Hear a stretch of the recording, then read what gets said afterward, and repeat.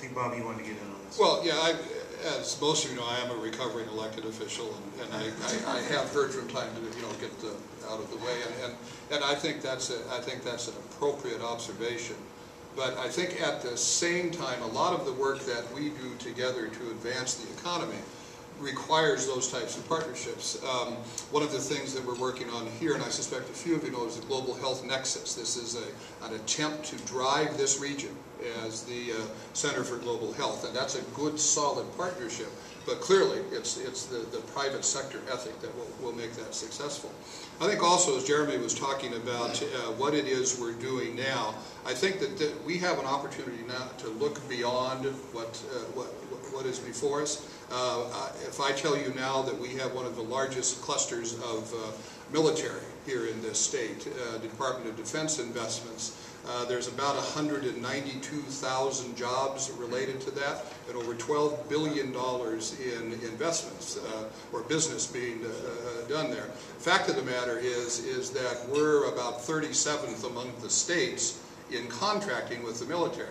There's a lot of technology that's bought and sold. There's a lot of ongoing presence. There's a lot of growth there, and I think we need to talk about how we can make better investments in that regard as well.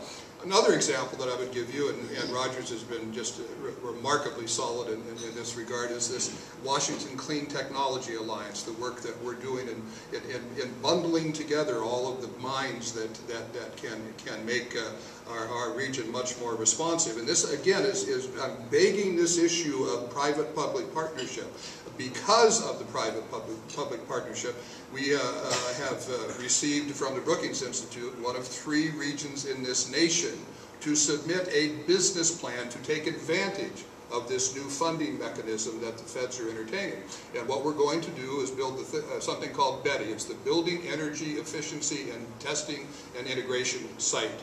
And that is going to bring together all of the folks that are engaged in a software sense, in a hardware sense, in anything that drives this new ethic of clean technology. We're going to become the underwriter laboratory for things that are associated with that industry. We simply can't do that from a government perspective without the support of the private sector, and the majority of the membership in this effort is the private sector. So we are building within this new construct to the extent that we understand it, and what we need to do together is understand it even better, because you're sitting out there knowing a whole bunch more than I know about grants that you have access to, or work that might come forward, or problems with getting something approved to get it to market. And again, I think it's just this new methodology, this new model that we have to remain flexible enough to respond to. Jeremy used the term alignment, and this is I think the critical sort of piece, or the shorthand description of what we're trying to do, and Bob started to describe this in some detail. Right now, our economic development delivery system, if you will, on the public side, I'm part of that, I'm public-private, but I'm part of that, is not aligned properly with the innovators in those office buildings who most of the time want to be left alone, which is great. That's where wealth comes from. Wealth is not delivered by Washington, D.C. or Olympia or anywhere else. We are there. We should see our government in this perspective as a facilitator. And sometimes it means just get out of the way, but sometimes there are things on the policy side, for example, and organizationally, where we need government and the nonprofit, the NGO sector, to do it differently, not just better, the old stuff better, but to do things differently. So at the Economic Development Commission, we always talk about innovation happens at the local level. It could be it's at the winery in Walla Walla, it's at Microsoft, it's at Nintendo. That's where innovation happens. So the question becomes, are we aligning our state programs and our local programs to a certain extent, and certainly the federal programs, to support what the innovators are trying to do? I think maybe we're a little bit better at that than we used to be, but not as good as we should be. So the question I ask is, why is that? Well, there are lots of reasons, but one comes back to, we have policymakers who make decisions about how government's going to approach the market. And we don't have a lot of control over Washington, D.C. You'll talk to them later today. But in terms of Olympia, we do have a little more, not control, but a little more influence. So what I think about is, we are very fortunate. I know there are people here from outside the Puget Sound region, but we talk mostly to ourselves inside the 253, the 425, the 206, and the 360. We got to get the 509 in the room. Because you're waving. Yes, I didn't even know they were here. I'm from the 253. Owned a house in the 206. But the point there being is that because of our political boundaries are what they are, we need to think of Washington State, and Eagles Milberg's our executive director, talks a lot about this. Think of Washington State as the world's greatest innovation park.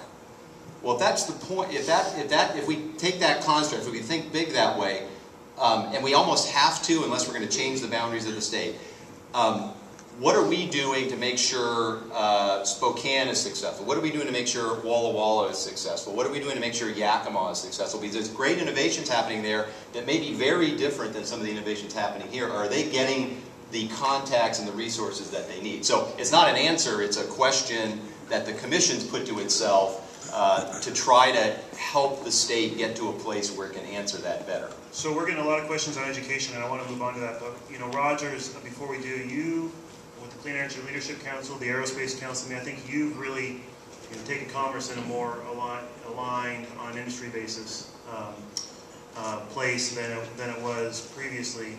Getting back to this question of how do we greater align the functions of the individual functions of some of our supporting government units with the needs of industry. I mean, what are you guys learning? Where do you think you go next? All of that. Yeah, well, I think that what we found at Commerce is that the way to do that varies by sector that you want to talk to. So I think that the needs and the issues that the private sector is interested in engaging with the government on are different in life sciences than they are in aerospace, than they are in agriculture, than they are in clean energy. And so, but this general pattern of you've got to have some forum that brings a lot of industry to the table, that brings the relevant government agencies to the table, that identifies what are the key metrics, what are we trying to move, what dials are we trying to move here, and then what are the levers, and how are we most efficiently, collectively going to go pursue those things. And it's different in every industry, but I think we're gradually putting together these engagement forums and these work plans by industry sector to try to move the needle, and it's I think we're getting there.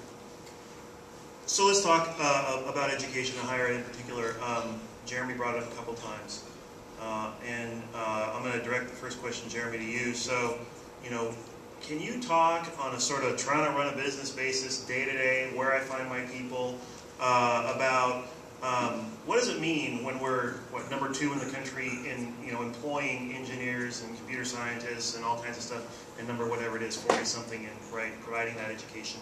What does that do to people like you who are trying to hire people, who are trying to run a business based on talent? What does that mean you have to go through that if we were doing a better job here, it would be easier for?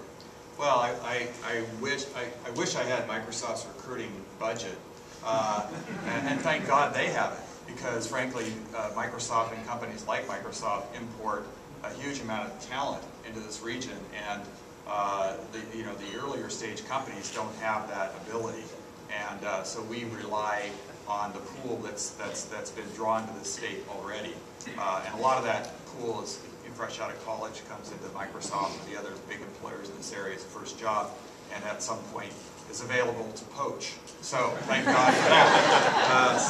But I should say to help them develop their career so they can return. It's actually very hard for small businesses to recruit in this climate because you have no ability to bring people out of state. You have to recruit locally, and you have to compete with bigger companies that have well, in terms of compensation, certainly more to offer. You have to find people that really want to get into that startup environment. So it's very tough, especially on earlier stage companies. It's not as hard on the big guys, although they certainly spend a lot of money to do it. Bob, you've been pretty involved in the work of the Governor's Task Force that was put together around higher ed. Microsoft was a participant. Microsoft chaired the task force. Boeing participated. Lots of other folks associated with the groups on stage participated. Came up with a long-term funding strategy, had a couple bills, introduced them in Olympia. They're moving through the process. Can you talk about where that is as you see it, what we can do to try to realize some of the reforms that were proposed in the task force report? Sure. And I think, frankly, one of the takeaways today ought to be your individual efforts to help implement the recommendations of the Higher Education Task Force. Everything that we've talked about today in this innovation economy depends on human resources to a great extent. We'll take care of the infrastructure as best we can, but if you don't have the region that has the best and the brightest, we simply won't be as competitive as we otherwise could be. Just a couple of very short observations. You've heard a great deal about the number of people who are eligible to retire at the Boeing Company and at other companies. And Stan, your colleagues at SPIA said that somewhere over 35% of the engineers could leave in the next 2 or 3 years. So in a business model, that would drive a response, and the response would be, how do we get a better inventory of human resources? Not investing in higher education in the state of Washington is like eating your seed corn. I cannot get my arms around the concept that we are building an innovation economy and we're not building the people, our citizens, to take advantage of that. The Higher Education Task Force has asked for the leadership of the universities, respective colleges and universities, to have tuition setting authority. I'm not going to get into a long dissertation about what a bargain it is already and how it will remain to be a bargain to attend one of our research universities or one of our research regional universities. But there has to be a change or we simply will not be able to keep the faculty that we need, keep the investments that we need. And have you ever been to a gathering like this where the University of Washington has not been run up the flagpole and called the #1 recipient of federal funds? How long do you think we can remain in that posture if we're not willing to make investments in this higher education setting ourselves? One of the things that came out of the governor's task force is this idea of an endowment fund that the private sector could step forward and help out on. That's run into a little chuck hole in life down in Olympia, that they see that as if I give you $1, I only get 50 cents back, that there's some overwhelming gifting going on there. I'm just trying to work that logic out myself. But what that has evolved into is an idea that the state, I think, would come up with a match.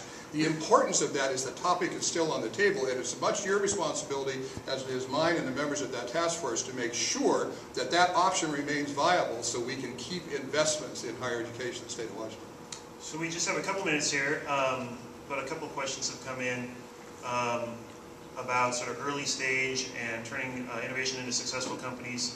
And there's 2 questions. One, the broad question is how can public policy help do that?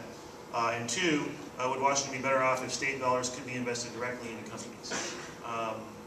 Jeremy, I hate to keep starting with you, but as our business guy, I think you're probably most exposed to how policy can help, perhaps exposed to answer the public money one too.